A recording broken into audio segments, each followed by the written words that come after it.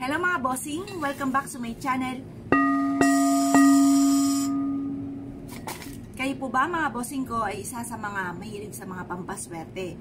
Alam niyo po ba mga bossing ko na mas mainam na meron tayong mga gatong mga pamamaraan kaysa naman po mga bossing ko na bahala na si Batman?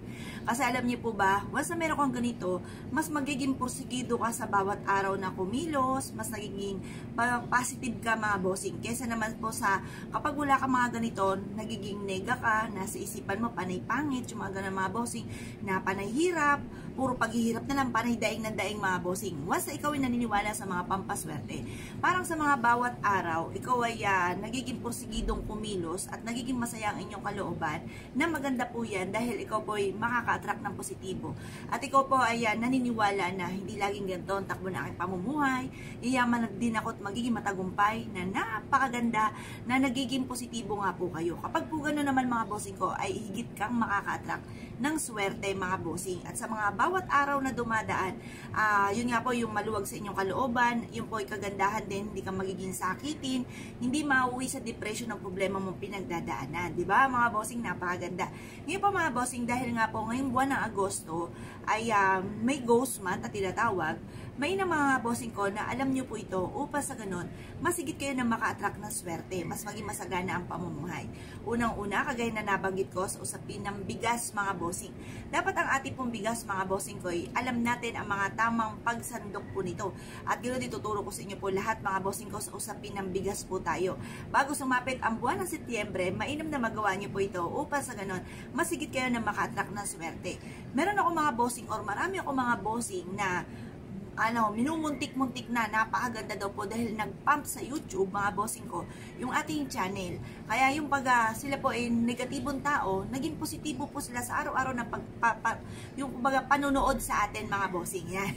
Ngayon po mga bossing, ito na. Tuturo ko po sa inyo lahat-lahat. Basta positive ka lang. Lahat po tayo ay dumadaan sa mga pagsubok. Baka sabihin nyo, wala akong pagsubok. Dumadaan po mga bossing.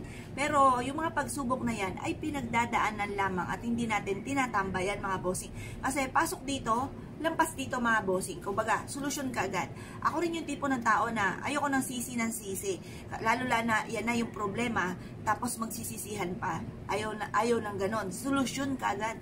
Bawal po yung sisihan mga bossing. At ganon din po mga bossing ko, bawal din na mag-isip ng baka ganito, hindi kaya, yung mga ganyan.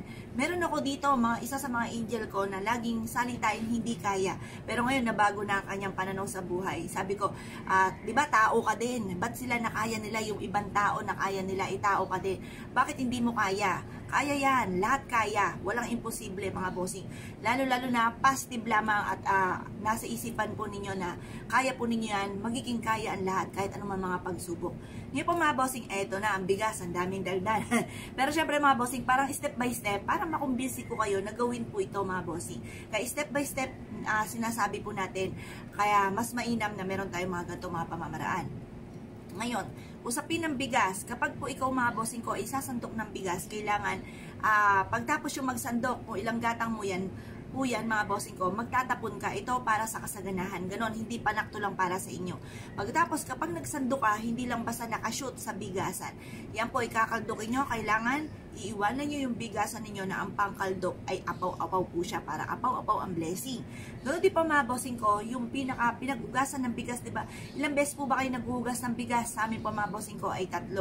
Yung unang-una na pinaghugasan, itapon nyo po yan. Yung pangalawa mga bossing ko, pwede nyo pong ilagay sa timbang tubig at isama, lagyan ng kaparanggot na asin at ipampaligo. Diba sabi nga po nila, kapag ikaw ay pasmado, ipaligo nyo yung hugas bigas para kayo daw po ay mawala yung pagiging pasmado. Ito naman, sa akin naman, pagpapakapit ng swerte. Yan, yun po mga bossing, mas mainat, tapos lagyan ng konting asin, tapos lagyan ng timbang ng tubig, pagtapos ipampaligo po ninyo yung pinaka-pinale. Yan, swerte rin po yun. Tapos, lagi kang harap sa may silangan mga bossing ko, positive lamang, magwi-wish ka na lahat ng inyong pong mga nanais sa simula nito ng tagumpay ko, kailanman din ako mamumblema tungkol sa pera, siksikliglig at aapot, maraming blessing ang darating sa akin. Ganon ang mga pagwi-wish mga bossing. Ngayon po mga bossing, mas mainam na subukan nyo na po itong gawin sa pamamagitan ng bigas mga bossing ko, at ito po yung makakatulong upang sa ganon, yung hugas bigas, para kapitan tayo ng kasaganahan. Ganon din po mga bossing ko, pag ikay nagsaing, Krusan nyo na kaagad kasi baka may mga sumama na mga bad spirit. May mga bossing ako na pumasyal nga po sa amin na ginagawa rin daw po yan. Kaya mas mainam, meron kang ganyan mga bossing. At saka yung pagtatapon. Hindi itatapon yung bigas. Ibig sabihin, itatapon mo para ito sa kasaganahan or sa mga good fairies. Para kapag nag-join sila sa inyo, kumbaga biyayaan kayo ng blessing yung kagaya ng mga pag-aalay. Yan, swerte po ang dulot po niyan. Kaya kung kayo pinaniwala at nais po yung gawin, asya mga bossing ko, good luck po sa inyo po lahat.